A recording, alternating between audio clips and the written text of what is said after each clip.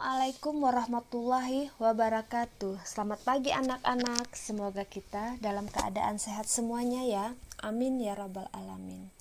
Masih bersama dengan Ibu Triyuda dalam pelajaran PPKN kelas 8 melalui pembelajaran daring.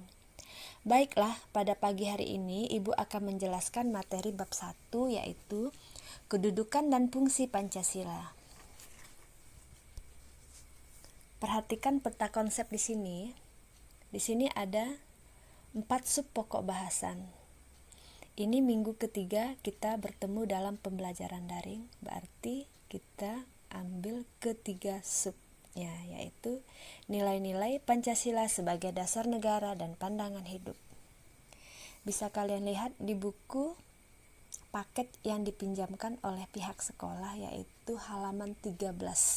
Halaman 13 ya.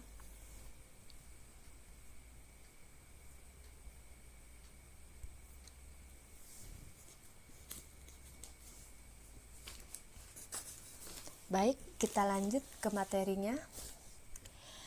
Nilai-nilai Pancasila sebagai dasar negara dan pandangan hidup. P4, singkatan dari Pedoman Penghayatan dan Pengamalan Pancasila. Dalam bahasa Sangsekertanya yaitu Eka Prasetya Pancakarsa. Pernah dengar kan? Pelajaran SD. Eka berarti satu atau tunggal, yang sering kalian dengar nama Eka atau yang lainnya.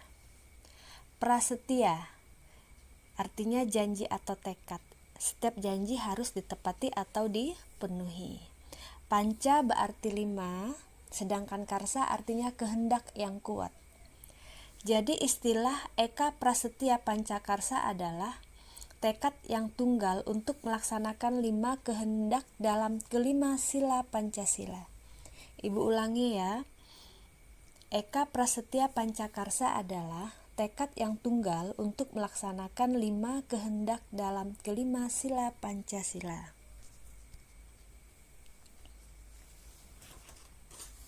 Kita mulai dari sila ke-1, yaitu ketuhanan yang Maha Esa, dilambangkan dengan bintang. A. Bangsa Indonesia menyatakan kepercayaannya dan ketakwaannya terhadap Tuhan Yang Maha Esa. Contohnya, setiap warga negara Indonesia memiliki agama yang dianutnya, atau dengan kata lain atau contoh lainnya adalah toleransi umat beragama. Setiap umat beragama harus saling toleransi atau saling tenggang rasa. Sila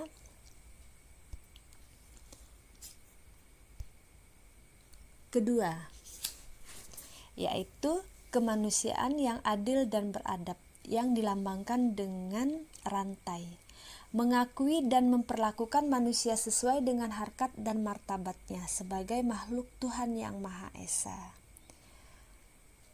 Contohnya, di mata Tuhan, manusia itu derajatnya sama, tidak memandang kaya dan miskinnya. Contoh dari sila kedua yaitu kemanusiaan yang adil dan beradab. Lanjut ke sila ketiga yang dilambangkan dengan pohon beringin, Persatuan Indonesia. A. Mampu menempatkan persatuan, kesatuan, serta kepentingan dan keselamatan bangsa dan negara sebagai kepentingan bersama di atas kepentingan pribadi dan golongan. B. Sanggup dan rela berkorban untuk kepentingan negara dan bangsa apabila diperlukan. Contohnya, NKRI harga mati yang sering kita dengar. NKRI kepanjangan dari Negara Kesatuan Republik Indonesia. Itu ya anak-anak contohnya. Lanjut ke sila keempat yang dilambangkan dengan kepala banteng. Kerakyatan yang dipimpin oleh hikmat, kebijaksanaan dalam permusyawaratan dan perwakilan. A. Sebagai warga negara dan warga masyarakat, setiap manusia Indonesia mempunyai kedudukan, hak, dan kewajiban yang sama. B. Tidak boleh memaksakan kehendak kepada orang lain. Contoh dalam kehidupan sehari-hari, misalnya di lingkungan sekolah, memilih ketua OSIS. Kemudian dalam lingkungan kelas kita memilih ketua kelas.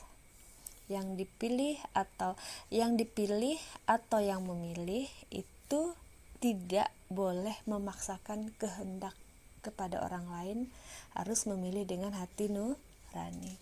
Itu contoh dari sila keempat yang dilambangkan dengan kepala banteng.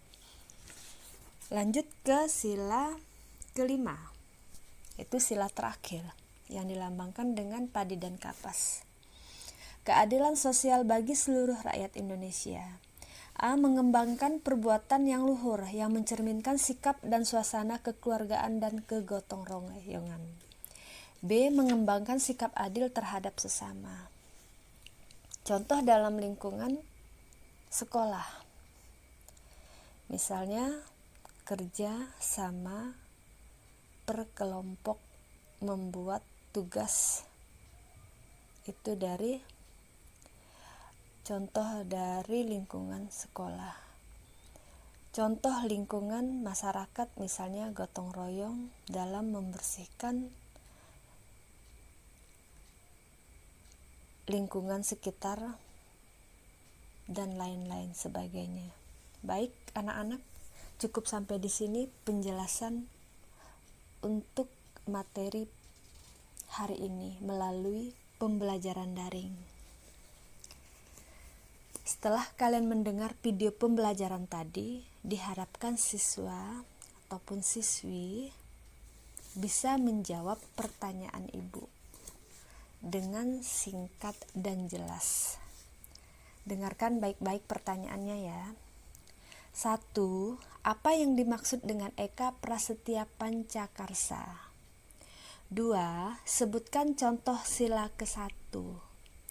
3. Sebutkan contoh sila kedua. 4. Sebutkan contoh sila ketiga. 5. Sebutkan contoh sila keempat. Ibu ulangi lagi ya. Nomor 1. Apa yang dimaksud dengan Eka Prasetya Pancakarsa? 2. Sebutkan contoh sila ke-1. 3. Sebutkan contoh sila kedua. 4. Sebutkan contoh sila ketiga. 5. Sebutkan contoh sila keempat. Baik anak-anak, penugasan ditulis tanggal, kelas, nama yang jelas, kirim melalui kontak pribadi ibu. Sekian dan terima kasih. Sampai jumpa dengan materi berikutnya. Tetap semangat ya.